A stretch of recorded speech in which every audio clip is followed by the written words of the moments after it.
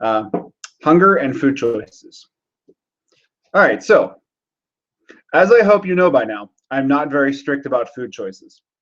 As long as you're getting adequate calories, hitting your fiber and protein goals, then I believe that the best strategy for long-term adherence is going to be ensuring that you include foods that you love. Depriving yourself of foods that you love leads to craving them, eventually caving in, since willpower is a finite resource that should be conserved for when it's truly needed. And once you do cave in, you're less likely to eat that specified craved food in a reasonable portion or with any moderation. Once you do overeat that craved food, you're then likely to feel guilty about it and then go back to being incredibly strict. This basically starts the entire vicious cycle all over again. So this is how most people approach fitness and weight loss. So if that sounds like you, it's important to recognize that you're stuck in that cycle and that you can break out of it by working toward flexibility and away from the all or nothing mentality. There are some exceptions to this rule, such as binge triggers. There are unfortunately going to be some foods that cause you to overeat or to eat the entire box, no matter what they are. It's important that you identify these foods and remain aware of what they are. For most people, these foods are ones that are going to be created by food scientists in a lab to be hyperpalatable. That means that they are likely some combination of fat, salt, and sugar in various amounts that trigger you to keep eating as they are lighting up the reward centers in your brain. If you feel powerless when faced with these foods, it's because they've been created this way. That's the intended effect.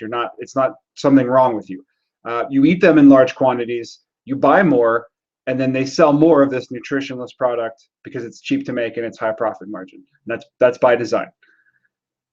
As they don't provide much, if any, nutrition, and if your food choices consist entirely of convenient foods like this, you could be eating at a surplus of calories while your body is literally starving from a lack of vitamins and minerals that you need to be nourished and feel good. There's a big difference between surviving and thriving. My hope is that if you're listening, that you're thriving and not just surviving. So with that said, the best way to combat hunger is a combination of food choices and your habits around food. As far as food choices go, I usually ask that you don't track your green, fibrous vegetables and eat as much as you like. When you fill up your plate for a meal, try to make half of it vegetables, and then split the remaining half with a lean protein source, and then if you have room for it, a side dish of your choosing. For example, for me, that's usually potatoes. Potatoes are like probably the most filling food in the world if you don't load them down with a bunch of fat, like cheese and butter and things like that. Personally, I never thought I'd be saying this 8 years ago, but sweet potatoes are one of my favorite side dish. And I learned this from Emerald. He'll probably never hear me say that again. Is garlic salt on sweet potatoes is amazing. Just plain sweet potato in the microwave, mash it up, and throw some garlic salt on there. It's very tasty. So eating mostly plants, but vegetables and fruit will fill you up and fill your stomach up by being high volume foods, while also being lower in calories. They also are generally high in fiber. Lean protein will also help keep you full. As these food choices provide a ton of nutrition for fewer calories than any alternatives, you can eat more of them, and as a result, you will feel fuller all the time. So the reason I keep saying more food and high volume foods is that our stomachs release signals to the brain to stop eating when our stomachs are so full that they start to stretch out. So the basic premise here is you eat these high volume, low calorie foods, and your stomach actually gets filled to the stretching point and starts to stretch. When that happens, your brain gets a signal that says, I'm full, stop eating. So if you eat with that being the goal, to get a huge amount of vitamins and minerals and feel full by eating high volume foods, you'll be well on your way to conquering your hunger and well on your way to greater health as a side effect. So since I mentioned eating habits, the primary eating habit that's going to help here is slowing down. As we just talked about, our stomachs release a signal to the brain to stop eating when it's physically full and stretched out.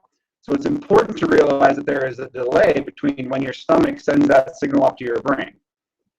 So you may eat a huge meal that's very filling and stretching your stomach out, and you may still feel hungry in your head.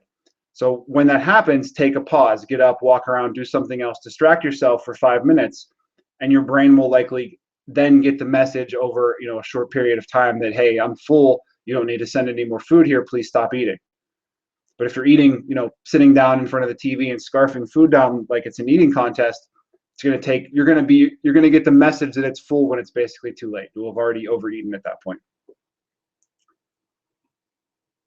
So slowing down by not watching TV, chewing every single bite and enjoying the taste of it, and practicing mindfulness by focusing on your eating, and also focusing on the company you're eating with, if you have someone you're eating with, will allow you to gradually feel full over time, and as well as appreciate the meal more, and appreciate the flavors more. So if you find yourself hungry all of the time, but are also able to finish your meal in like a couple seconds, then you are not giving your body the time it needs to basically start the digestion process and send that signal up to your brain to stop eating. So this became apparent to me when I go to a hibachi restaurant. I normally am a fast eater just out of habit for so long. I've gotten better about it, but I still eat rather fast. So sometimes we'll go to a hibachi restaurant, or as my daughter calls it, that place where they cook in front of you. So I try to use chopsticks when I'm there to eat the entire meal, including rice. So I don't normally use chopsticks any other time. I'm not normally a fan of like Chinese takeout or anything. So that's pretty much the only occasion when I'll use chopsticks. So it's not like I'm well practiced at using them. So since I'm trying to eat everything with chopsticks, including the rice, it takes me a lot longer to eat than if I had a fork or spoon. As a result, I'm now usually the last person to finish my meal, as when normally I'm still the first person to finish when I'm practicing mindfulness and slowing down. But I also feel incredibly full at that point, when even if you just look at the calories and the amount of food consumed, it's much less than I would normally eat for the most part, excluding any of their yum yum sauce. That's a decent amount of calories there. So if you're looking for a way to force yourself to slow down, you can always try chopsticks, or even easier, rather than trying to eat some foods that are not made for chopsticks, you could switch from your primary hand to the other one. So I'm right-handed. If I switch to my left hand, it's incredibly difficult. So if you try this, you probably want to wear a bib the first few times just to catch anything that's falling on your shirt. Given that my beard catches all that type of thing, I don't really need to use a bib, but that's one of the benefits of having a large beard. So all right, so lastly on this topic, many people do feel hungry when they're really thirsty. So it's important to ensure that you're getting enough fluids. This is one thing I like to do myself, and other people have told me that this worked really well for them, as opposed to trying to track every ounce of water you drink, is that I love coffee, and I drink coffee all day long, up till about is that every single time I go for a coffee, I first make sure to have a really big glass of water, and I drink the entire glass of water pretty quickly before I start with the coffee, before I even fill up the coffee mug.